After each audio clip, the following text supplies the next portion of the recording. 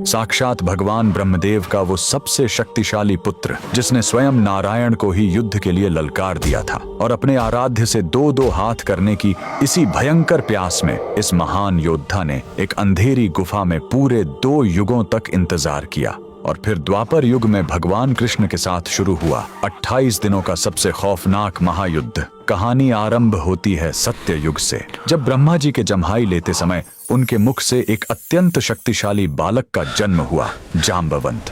ये साक्षात ब्रह्मा जी के मानस पुत्र थे, जिनके अंदर 100 करोड़ शेरों की ताकत थी। ये ब्रह्मांड के इकलौते ऐसे योद्धा थे जिनकी ताकत स्वयं हनुमान जी के बराबर थी।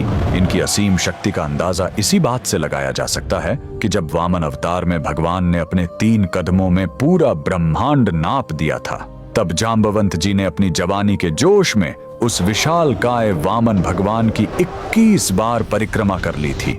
फिर आया त्रेता युग। जाम्बवंत जी ने भगवान राम की सेना का साथ दिया। पूरे रामायण काल में साक्षात नारायण के अलावा कोई ऐसा पात्र नहीं था जो जाम्बवंत जी से युद्ध लड़ सके। ये वही थे जिन्होंने हनुमान जी का मार्गदर्शन किया और उन्हें उनकी भूली हुई शक्तियों की याद दिलाई। लंका विजय के बाद जाम्बवंत जी ने अपने आराध्य श्री राम को ही युद्ध के लिए चुनौती दे दी। भगवान राम मर्यादा पुरुषोत्तम थे, इसलिए उन्होंने मुस्कुराकर कहा, इस युग में नहीं ऋक्षराज, जब मैं द्वापर युग में कृष्ण बनकर आऊंगा तब तुम्हारी ये युद्ध की इच्छा जरूर पूरी करूंगा। बस इसी एक युद्ध के इंतजार में जाम्बवंत जी गुजरात के पोरबंदर में स्थित राणावाव की इस खौफनाक गुफा में चले गए और युगों तक अपने प्रभु का इंतजार करने लगे। समय का पहिया घूमा और द्वापर युग आ गया। एक दिन भगवान श्री कृष्ण स्यमंतक मणि की खोज में जंगल में भटकते हुए उसी अंधेरी गुफा के अंदर पहुंच गए। वहां उन्होंने देखा कि जाम्बवंत जी की पुत्री उस चमत्कारी मणि से खेल रही है। जैसे ही कृष्ण ने मणि लेने की कोशिश की,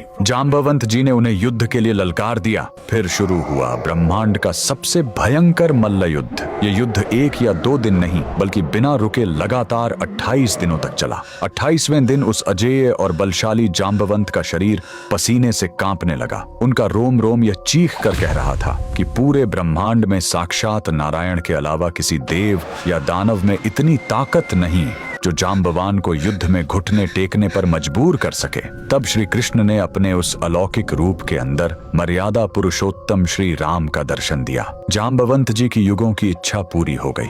वो रोते हुए अपने प्रभु के चरणों में गिर पड़े, उनसे माफी मांगी और अपनी पुत्री का विवाह भगवान श्री कृष्ण से करवा दिया। गुजरात के पोरबंदर की जाम्बुवंत गुफा आज भी इस महायुद्ध का जीता जागता प्रमाण है। अगर आप भी भगवान राम और कृष्ण की इस अद्भुत लीला को मानते हैं तो कमेंट में जय श्री राम जरूर लिखें।